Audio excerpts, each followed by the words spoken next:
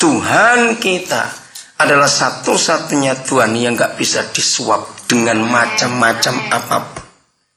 Dia bisa mengasihi itu, dia bisa berkemurahan hati pada orang itu, dia bisa benci orang itu urusan dia. Maka itu kenapa Tuhan kita sangat benci pada orang munafik. Siapa bisa jawab, kenapa dia benci pada orang munafik? Karena itu gak bisa dibohongi dengan semua aktivitas keagamaan kita.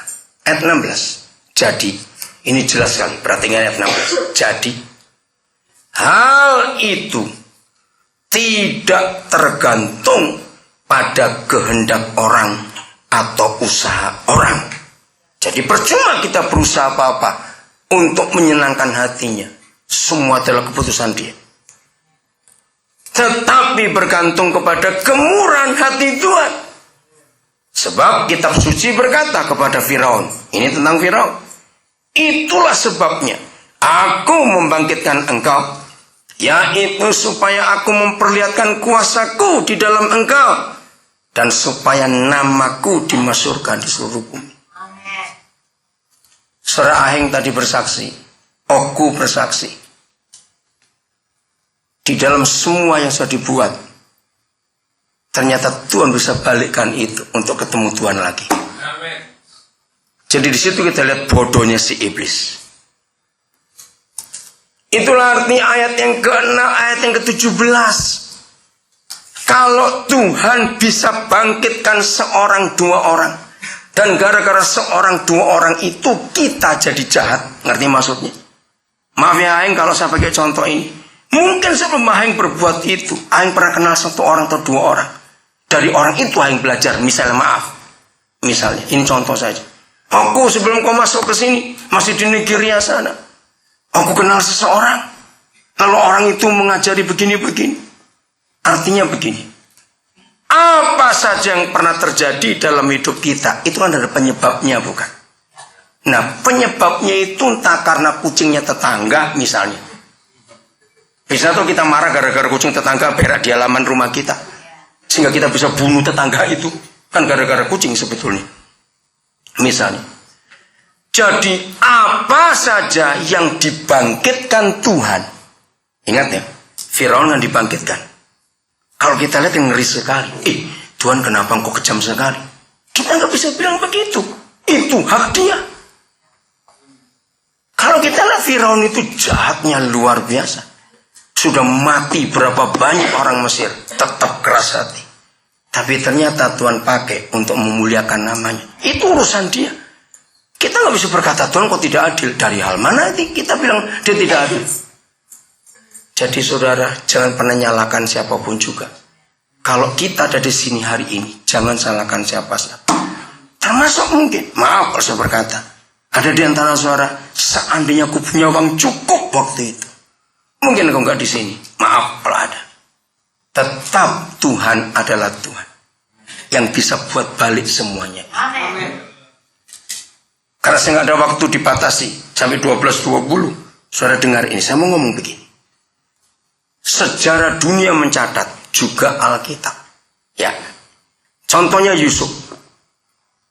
Apapun vonis manusia di pengadilan, saya mau yakinkan ini kepada saudara. Begitu ketika Oku divonis seperti itu dan dia tanya, Tuhan aku mau bagaimana? Betul Oku apa yang Tuhan ngomong. Kenapa? Bukan Oku lagi halusinasi karena divonis ngeri seperti itu, mati lagi. Terus dia dapat suara, engkau bebas. Bukan. Lalu apa? Begini. Apapun keputusan manusia, keputusan terakhir tetap di tangan Tuhan. Tetap di tangan Tuhan. Apapun keputusan. Yusuf contoh yang paling jelas. Vonis kerajaan Mesir adalah penjara seumur hidup. Tapi Tuhan buat yang lain. November tahun yang lalu, 2009, ada kasus yang ngeri di Amerika. Seorang yang sudah dipenjara selama 37 tahun karena dia pembunuh.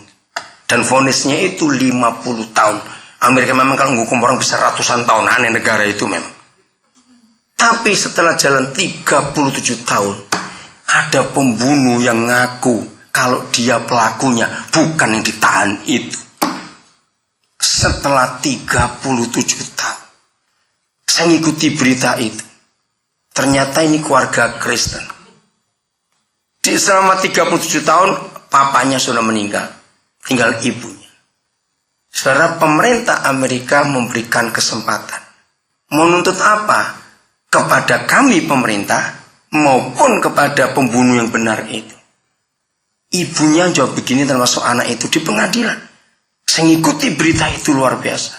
Kami adalah murid-murid Tuhan Yesus yang mengajarkan kami mengampuni. Jadi kami tidak menuntut apa-apa, baik kepada pemerintah maupun kepada pelaku yang sesungguhnya. Bahkan orang ini ngomong, saudara, aduh luar biasa. Saya sampai ikut menangis waktu dengar berita itu. Saya anggap 37 tahun itu bukan di penjara, tapi saya sedang sekolah dengan Tuhan Yesus. Amen. Orang dunia berkata, gila kamu.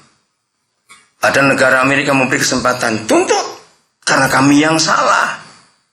Tapi akhirnya pemerintah memberi kompensasi. Yang pertama, nama baiknya dipulihkan. Itu selama 3 bulan. Seluruh media Amerika tiap hari, entah berapa juta dolar dibayar oleh pemerintah. Seluruh Amerika menyiarkan kasus orang ini kembali dan diakui bahwa bukan dia yang salah. Saudara-saudara, apapun keputusan manusia, tetap ada keputusan di atas keputusan itu. Itulah keputusan Tuhan kita. Ayat 18. Jadi, nah ini dia, lihat ayat 18. Jadi, ia menaruh belas kasihan kepada siapa yang dikehendakinya. Lagi sekali, yang dikehendakinya. Dan kita tahu, semua keputusan Tuhan, saya mau tegaskan, tidak bisa dipengaruhi oleh suap. Amin. Tidak akan bisa. Maaf ya saudara, jangan begini. Maka itu jangan buat begini. Saudara, ada orang saksi. Saudara-saudara, saya bersaksi. Saya baru diberkati oleh Tuhan luar biasa. Karena 6 bulan terakhir ini tiap jam 4 pagi saya bangun pagi berdoa. Itu Tuhan dalam agama. Kau Tuhan kita tidak. Setuju? Amin. Saudara, gaji saya naik, pangkat saya naik. Karena tiap hari saya baca Alkitab 50 pasal misalnya. Bukan. Itu agama. Sulit dimengerti. Karena ketika kekristenan dikuasai oleh agamawi, itu masuk. Pasti ada yang bertanya, kalau gitu boleh saya nanya? Tidak. Bukan begitu maksudnya. Bukan begitu. Papa itu memberi kita kebebasan. Karena dia anggap kita sudah dewasa. Kamu bisa ngerti sendiri. Maka itu perbedaannya. Mengapa papa yang dihukum Taurat kelihatan kejam dan sadis sekali? Salah bunuh, habiskan. Wih, ngeri sekali. Sampai hari ini orang Islam masih bingung dengan itu. Tapi begitu masuk perjanjian baru, kenapa dia berubah? Apakah dia pelin-pelan? Bukan. Beri tanda ya, Roma 9 kita belum selesai. Lihat, satu ayat kunci yang menolong kita. Kalau sudah ditanya oleh orang Islam, ditanya oleh siapapun juga, mengapa di perjanjian lama Tuhan bisa sadis, kejam? Begitu ada orang berzina, mati. Ngeri nggak itu saudara? Mati, dikit-dikit mati. Tapi mengapa di perjanjian baru dia bisa berubah? Satu aja ayatnya, 1 Korintus 6 ayat 12. Tolong bukakan 1 Korintus 6 ayat 12. Dari ayat ini kita akan belajar. Bukan dia pelin-pelan. Bukan saudara. Tapi ini, benar? Segala sesuatu halal bagiku. Tetapi bukan semuanya berguna. Segala sesuatu halal bagiku. Tetapi aku tidak membiarkan diriku diperhamba oleh suatu apapun. Nah, kok aneh tiba-tiba berbalik begitu saja. Dari yang keras, kejam, tegas. Hukum, jangan ini, jangan itu, jangan begitu, jangan begini. Tiba-tiba terserah kamu dah. Kalau kita, maka itu tolong para teolog harus mengerti kebenaran ini. Pendeta harus mengerti kebenaran ini. Selama